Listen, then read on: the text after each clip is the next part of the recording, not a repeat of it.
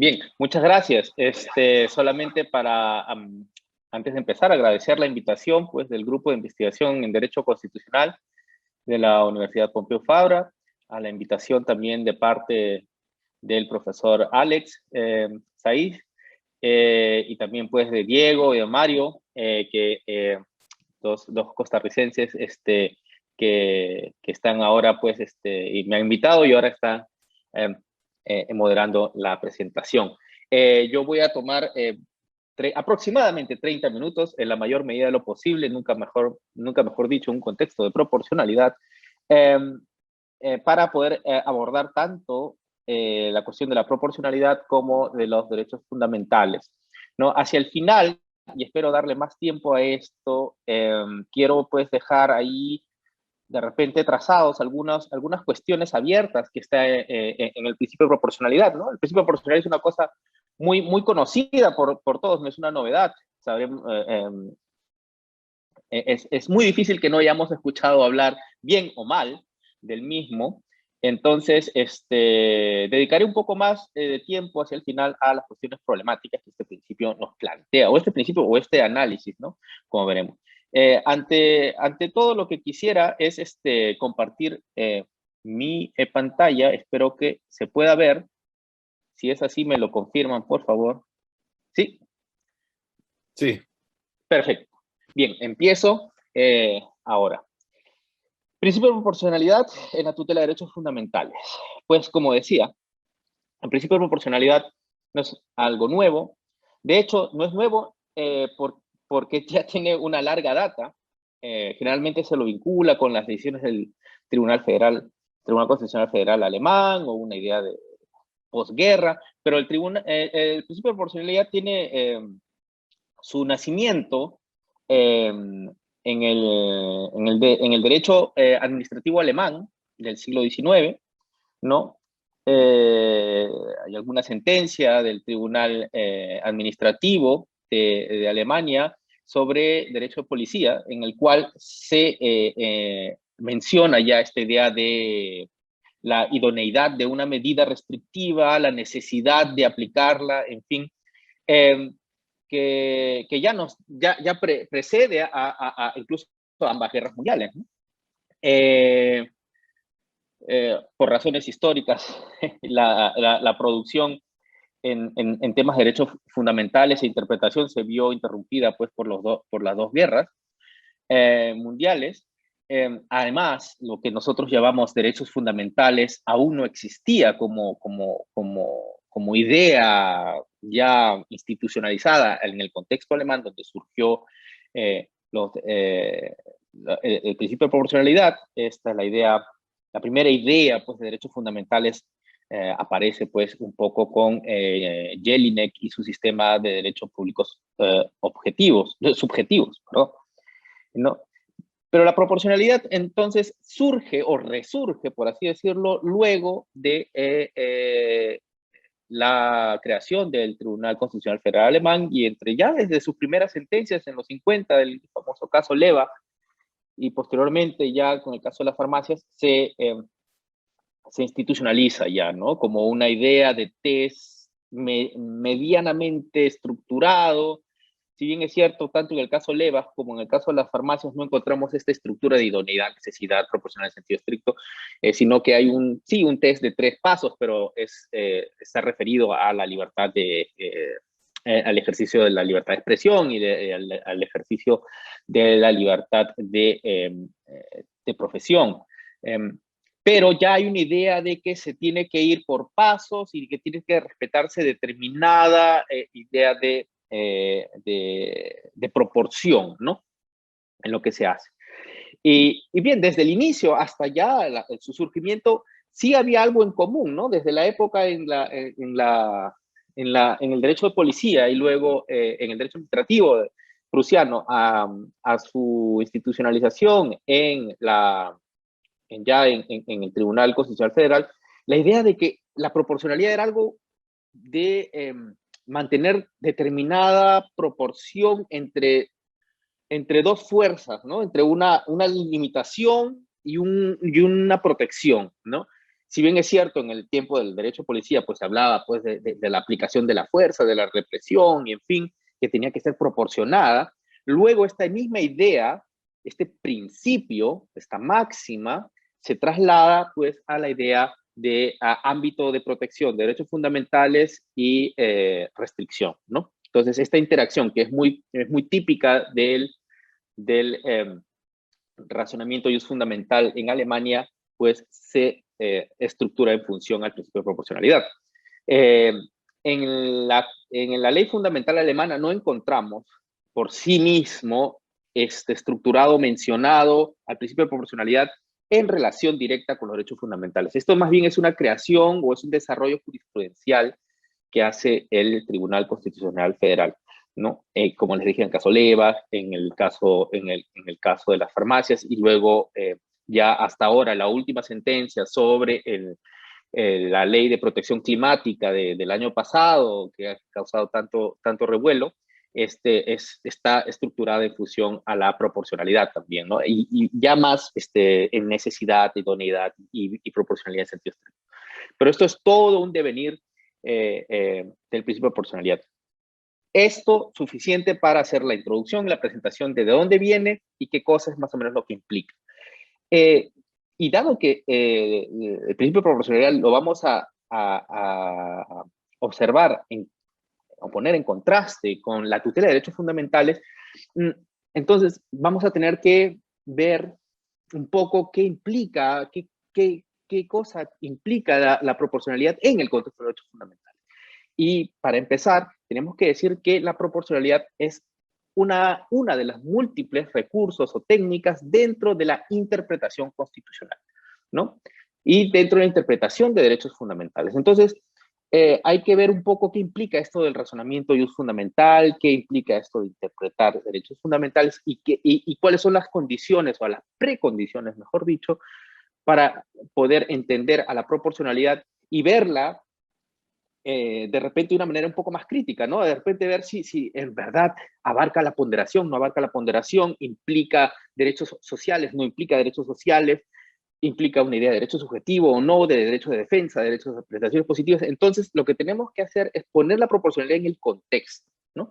Y por eso quisiera empezar con la siguiente slide, que es el razonamiento jus fundamental.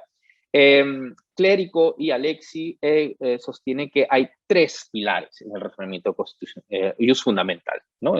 En razonamiento o interpretación derechos fundamentales, ¿no? Una son cuestiones relativas a las concepciones que tengamos de los derechos, luego las concepciones que tengamos sobre las restricciones a esos derechos, y por último, concepciones sobre las interacciones entre esos derechos, ¿no?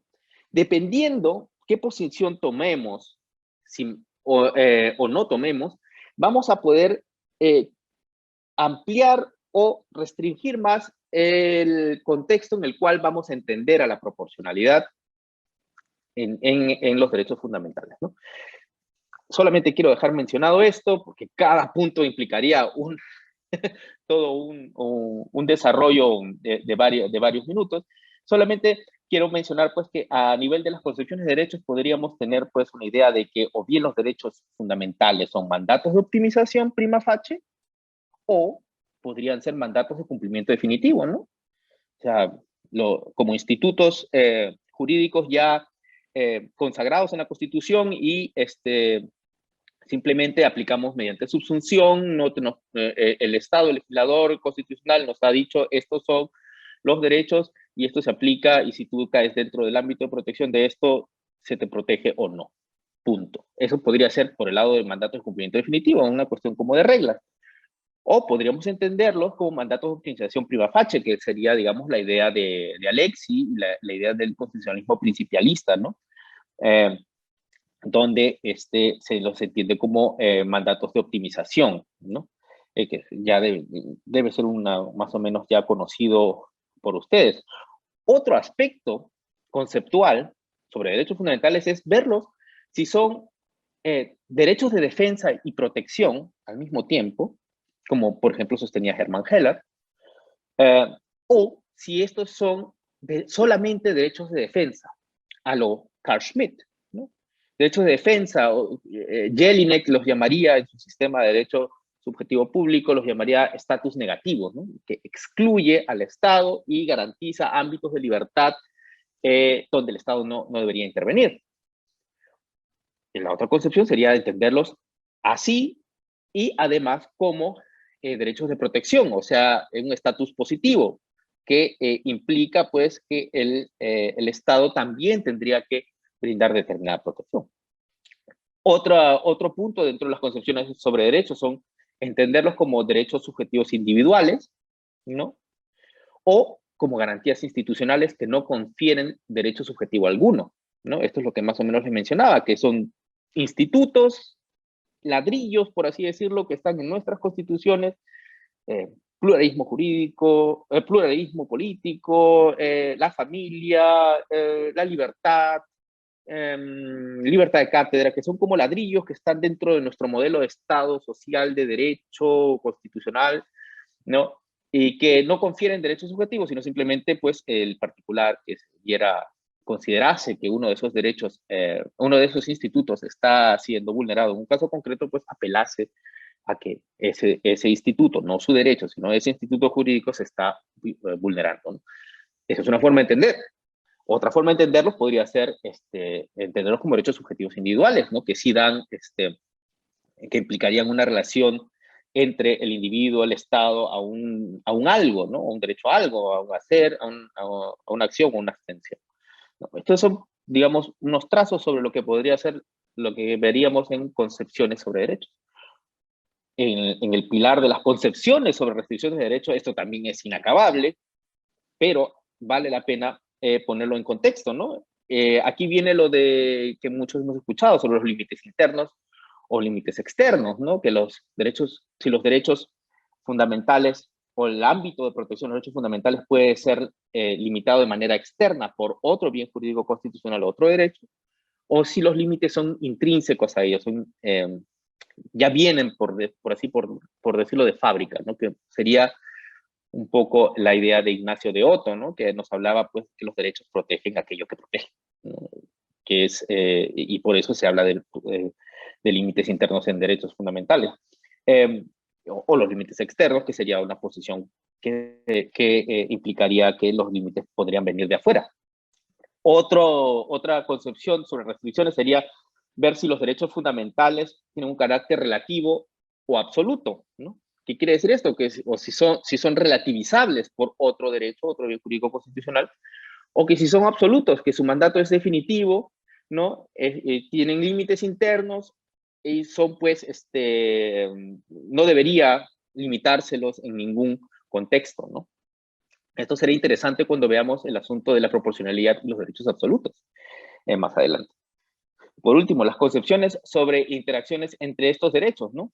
Hay dos posiciones básicas, una que está quizás un poco más en la palestra, que sería la segunda, la interlimitación concurrente o por algunos llamados conflictivismo. Quiere decir pues que los derechos fundamentales o bienes jurídicos constitucionales entran en casos concretos en conflicto. Sus mandatos de deber ser se excluyen en un caso concreto, lo cual no quiere decir que en abstracto estén en armonía, ¿no? Porque eso es lo que ha buscado el legislador constitucional, pero en casos concretos entrarían en conflicto. En cambio, el irenismo, Irene, paz, ¿no? El irenismo armonizador es esta paz de armonización, de que los derechos no están en conflicto, sino más bien entran en una tensión circunstancial que debería ser solucionada también manteniendo la unidad del sistema y todo esto. También son dos posiciones que tendríamos en las condiciones de interacciones entre otros derechos.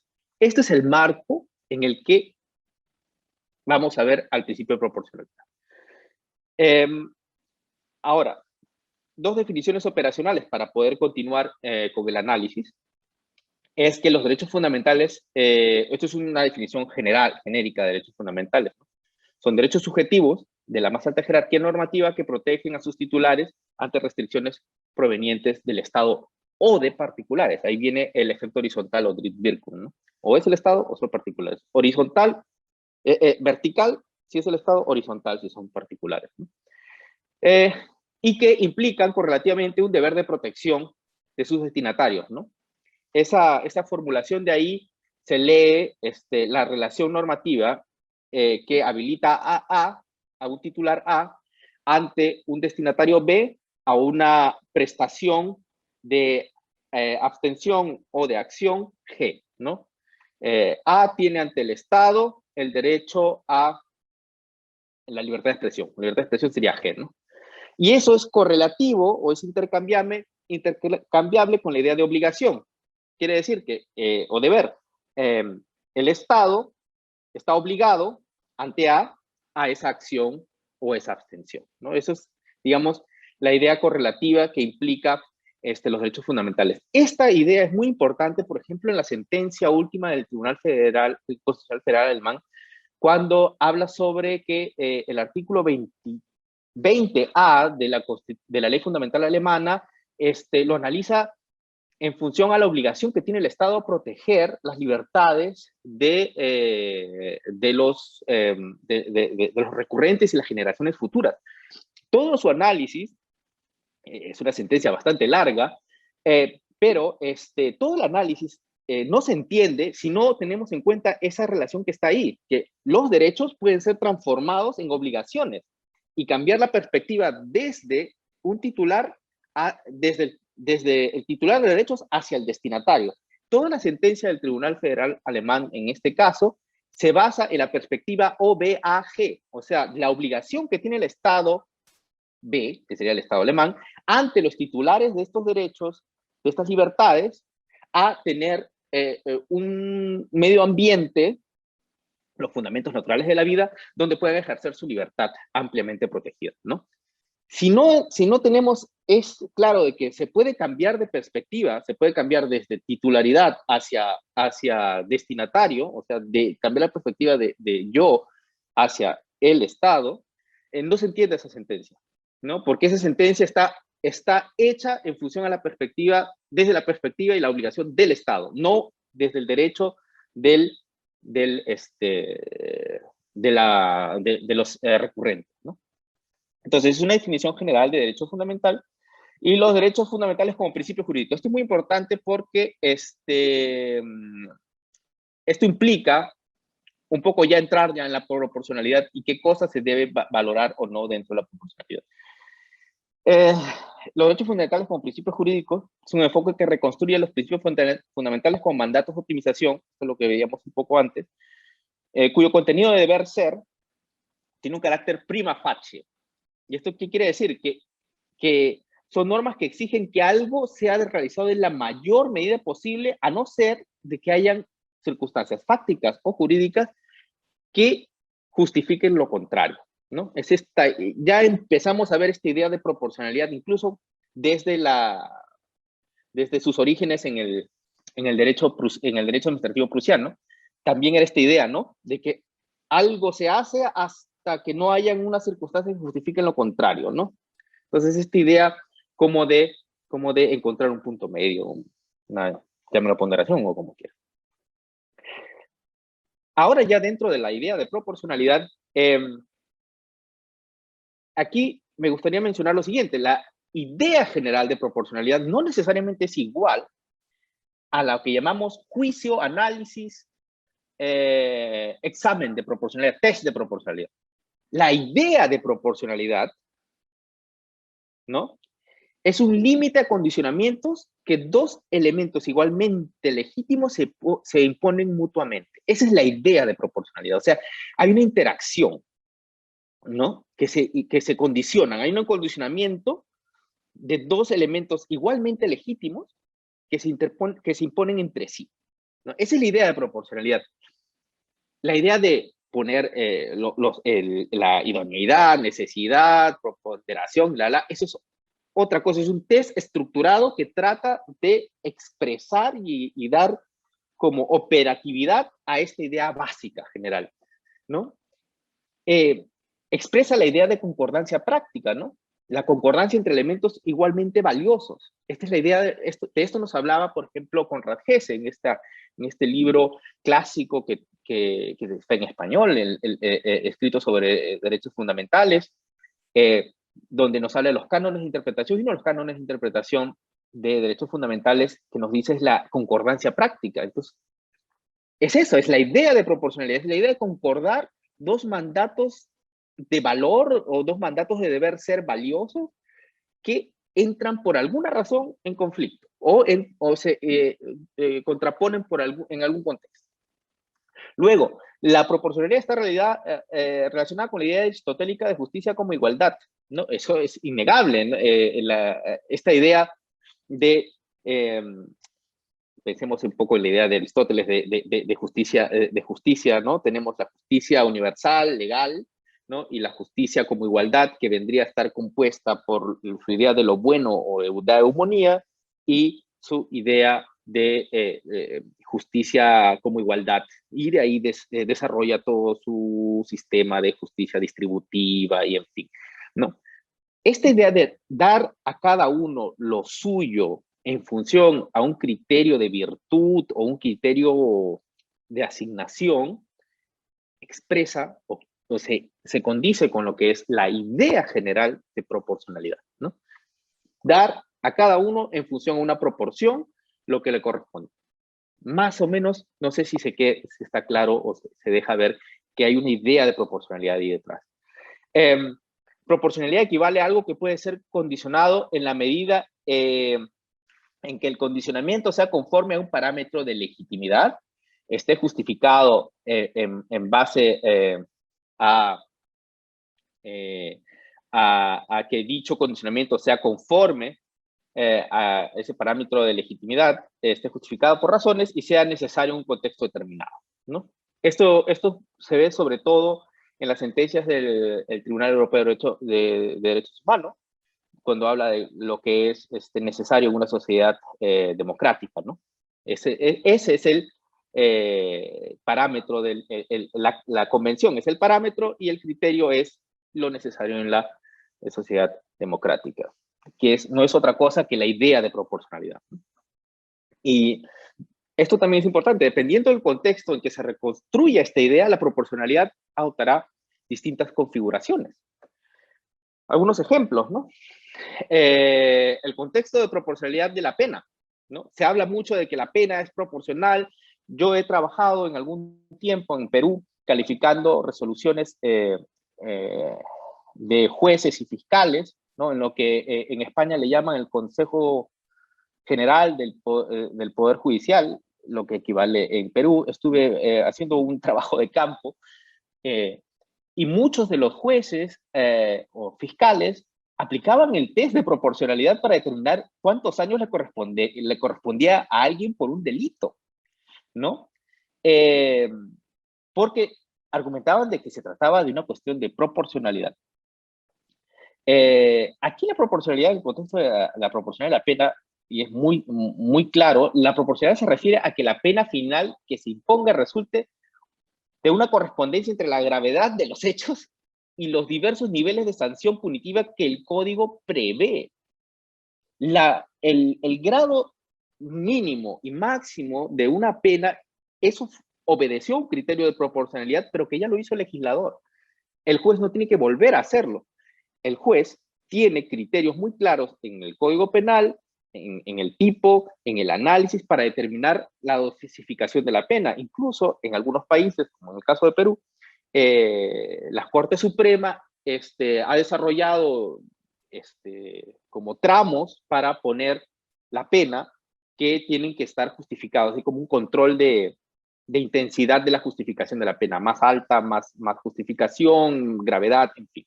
Pero eso es otra cosa, no es la proporcionalidad como test de derechos fundamentales, ¿no? En el contexto de la prisión preventiva, la proporcionalidad aquí se refiere a la decisión sobre imponer dicha medida o no, la prisión preventiva, y no cuánto esta ha de durar, como muchos jueces, en el caso, por ejemplo, del expresidente Perú, Ollanta Humala Tasso y su esposa, en la resolución que les impuso la prisión preventiva, el juez aplicó el principio de proporcionalidad estructurado para determinar de que se le aplicaban 36 meses de prisión preventiva, ¿no? No, porque el Código Procesal Penal establecía exactamente los supuestos en los cuales era necesario imponer prisión preventiva o no. Si se corroboraban, se imponía. Si no se corroboraba, no se imponía. Una subsunción pura y dura. Cambio, no sé, por alguna razón, el juez recurrió a la proporcionalidad y, en fin, descontextualizó un poco esta medida. En el contexto del Convenio Europeo de Derechos Humanos, por ejemplo, esto ya lo había mencionado, las limitaciones a los derechos del convenio solo serán permitidas en tanto sean necesarias en una sociedad democrática. Aquí sí estamos hablando de proporcionalidad como canon de razonamiento e interpretación de derechos, ¿no? Por último, el contexto del Tratado de la Unión Europea, en el artículo 3, se dice que el ejercicio de las competencias de la Unión se rige por el principio de subsidiariedad y proporcionalidad.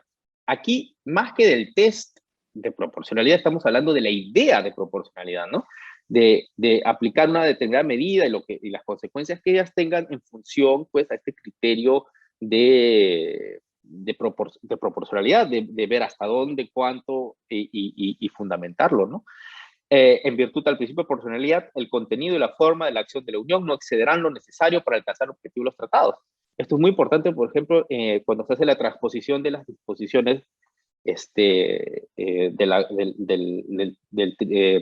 derecho europeo. Se tiene que aplicar por proporcionalidad. Es más, muchas de las normas transpositivas españolas tienen un apartado sobre proporcionalidad y hacen un test de proporcionalidad para ver cómo es que estas disposiciones son incorporadas al derecho interno. Esto es el contexto donde también se puede encontrar proporcionalidad, ¿no? Este es otro contexto más donde se puede encontrar la proporcionalidad. Y este es el contexto que nos interesa como teóricos o investigadores en derecho constitucional, que es el esquema de afectación de derechos y proporcionalidad. Esto es un esquema que es muy usado por el Tribunal Constitucional Federal alemán, no así de esta manera estructurada, esto es una reconstrucción, ¿no? Pero esto sí es muy utilizado en las facultades de Derecho cuando se enseña Derecho de Estado 2, de Derechos Fundamentales, y los alumnos tienen que aprenderse esto pues de memoria. Esto está como tatuado en el cerebro de todo estudiante de Derecho alemán, ¿no?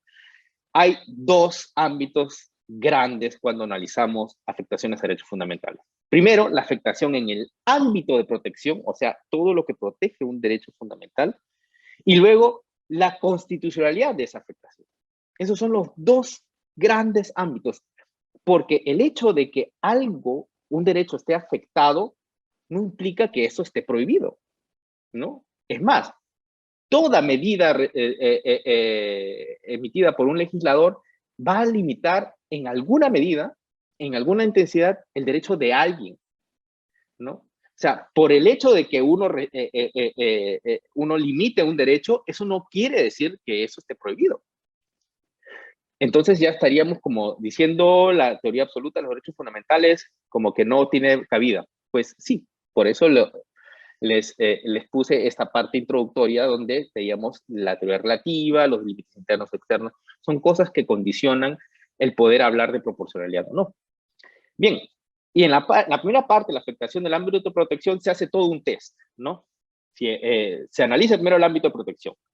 Y dentro del ámbito de protección se ve el ámbito de protección personal. La persona involucrada puede ser titular de derecho o no. Si es una empresa, una persona jurídica, ¿puede ser titular de un derecho? Depende, en algunos sistemas sí o no. O por ejemplo, el derecho de los extranjeros. ¿Puede ser titular de este derecho o no? Eso se analiza ahí.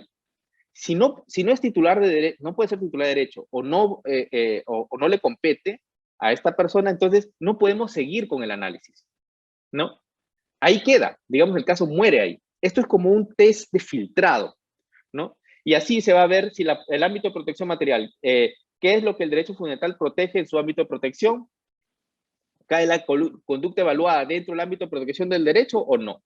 Este ejercicio había un caso, por ejemplo, en el Tribunal Federal sobre si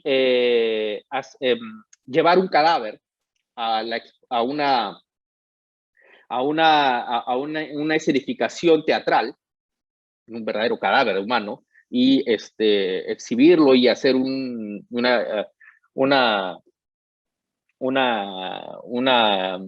exposición ahí, caía dentro de la dignidad humana, si caía dentro de algún derecho. Entonces, estas son preguntas que uno se plantea a este nivel, ¿no? Y si no superan este test, pues se quedan ahí. Luego, otro ámbito, la afectación. ¿Existe afectación? ¿En qué consiste? ¿Quién es el que afecta? ¿Es el Estado? ¿Es un tercero? En fin. ¿La afectación es lícita o es ilícita? Si es ilícita, entonces ahí muere el caso. Es ilícita y es inconstitucional. Si supera todo esto, se llega a la siguiente etapa, que es la constitucionalidad de la afectación. Aquí recién vamos a ver si es constitucional o no. Y no inmediatamente vamos a entrar al test de proporcionalidad. Antes de eso vamos a ver si los límites formales, ¿no? La afectación es conforme a la ley, se ha recurrido, se ha hecho una afectación en virtud de una ley o no. Si no se ha hecho en virtud de una ley, también queda aquí el caso. Si se ha hecho en función de una ley, ¿cuál ley? El que realiza esta limitación citó la ley, usó la ley de manera adecuada. Si no pasa esto, el caso también queda ahí. Si pasa esto, recién llegamos a los límites materiales. Y aquí recién nos vamos a preguntar si la afectación es constitucional o no, ¿no? Y ahí viene razonabilidad o legitimidad de los medios y fines. Si los medios son legítimos a los fines buscados. Si es adecuado o idóneo, si es necesario, o la proporcionalidad en sentido estricto, que vendría a ser la ponderación. O sea, la proporcionalidad, el test de proporcionalidad estructurado, viene al final de todo este esquema. Es como la última ratio, ¿no? Para verlo mejor, aquí está, no voy a hablar sobre esto. Aquí está lo que cada una de las cosas implica, ¿no? Algunos dicen pues que el test son de 3 niveles, otros dicen que es de 4. En realidad, no cambia mucho, ¿no? Hasta podría decirse que esta pelea de 3 o 4 es irrelevante. Si los medios son ilegítimos, no se entra al test de proporcionalidad. Si los fines son ilegítimos, no se entra al test de proporcionalidad. No vamos a sacar una ley para reinsertar la esclavitud o reinsertar la pena de muerte cuando ya ha sido abolida. O sea, la legitimidad, el test de legitimidad es como la navaja de Ockham que corta ahí también, en ese nivel. Si supera, si los medios y las finalidades son legítimas, que por lo general lo son, si no es una ley así totalmente absurda, o una legitimación totalmente loca, entonces recién vamos a entrar a la adecuación o idoneidad, si el medio es adoptado, es legítimo y para la finalidad, la necesidad, ¿no? Si el medio legítimo adecuado debe tener el menor efecto restrictivo en el derecho afectado y se debe evaluar si no hay otros medios alternativos, ¿no? Por último, igualmente eficaces. Y por último, la proporcionalidad de sentido estricto o ponderación, que ya esto es también discutible, si está dentro de la proporcionalidad o no está dentro de la proporcionalidad, ¿no? Un ejemplo para graficar esto es el siguiente, ¿no? Que ahora en pandemia podríamos muy bien verlo, ¿no? Juan se ve impedido a asistir a los ritos religiosos de su iglesia debido a que el gobierno de su país ha impuesto una restricción temporal a la realización de todo tipo de asambleas en vista de la pandemia del COVID-19. Juan siente que su derecho a la libertad de religión está siendo limitado por la decisión de la autoridad pública, ¿no? Y entabla por ello un recurso legal para reivindicar su derecho fundamental de asistir a los ritos religiosos de su congregación libremente. Entonces, tendremos que ir al test que vimos, a todo este análisis que vimos antes, desde si esa ley ha sido emitida conforme a las competencias, si Juan es un extranjero o no, si este es titular de derecho o no, si cae dentro del ámbito de protección, en fin, la legitimidad formal, y luego entraremos a la constitucional o legitimidad material, donde entraría el test de proporcionalidad, que es esto que está aquí. Ese es el rol del test de proporcionalidad, el lugar, el contexto del test de proporcionalidad.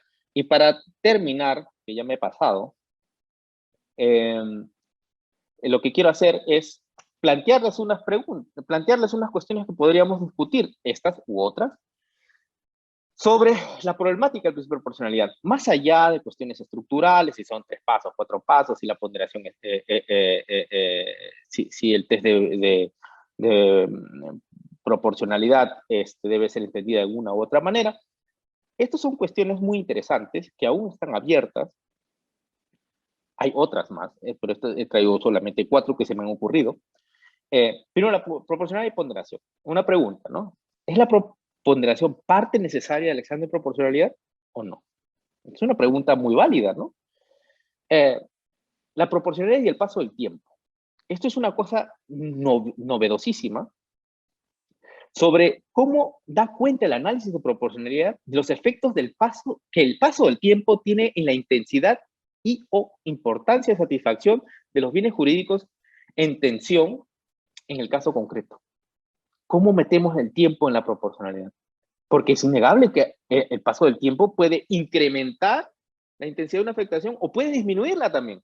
Puede hacerla hasta irrelevante, ¿no? ¿Cómo damos cuenta de esto? Eso es una cosa abierta en la proporcionalidad. Otro, proporcionalidad y derechos absolutos. ¿Puede el análisis de proporcionalidad ser aplicado para valorar afectaciones a derechos considerados como absolutos? Pensemos en la dignidad humana, la prohibición de la esclavitud, la prohibición de la tortura. Hay profesores que recurren al ejemplo de la bomba de tiempo y para decir que mejor vamos por una cuestión subsuntiva. ¿Tienen razón o no? Esto es una cuestión que deberíamos también preguntarnos, ¿no? La proporcionalidad de derechos absolutos, porque lo que realmente está haciendo ese ejemplo es ir hacia la afectación de derechos absolutos, yendo hacia un caso totalmente extremo, ¿no? Al menos en el ejemplo de la bomba de tiempo. Y la proporcionalidad, o el caso de la tortura, ¿no? Y por último, la proporcionalidad de derechos sociales. La proporcionalidad solo puede ser afectado o solo puede ser entendida como provisión del exceso, o sea, la provisión de la afectación en estos ámbitos de protección, como hemos visto hasta ahora, o también puede ser entendida como provisión de la acción insuficiente, o sea, que un Estado no hace lo suficiente o no cumple su rol suficiente para con los titulares de derechos fundamentales. Hay derechos sociales a la alimentación, vivienda, educación, en fin, que en algunos sistemas, en general, no tanto en España, son considerados como bienes jurídicos constitucionales equivalentes a los derechos fundamentales liberales, ¿no? Por ejemplo, en India, Sudáfrica, Perú, algunas sentencias últimamente sobre derecho a la alimentación, en Colombia, en fin. ¿Esto es conciliable con la proporcionalidad? Estas son unas preguntas abiertas que dejo, estas u otras, quizás podamos conversar en lo que me queda de tiempo, que ha sido, me he pasado unos 10 minutos. Las disculpas del caso, estoy atento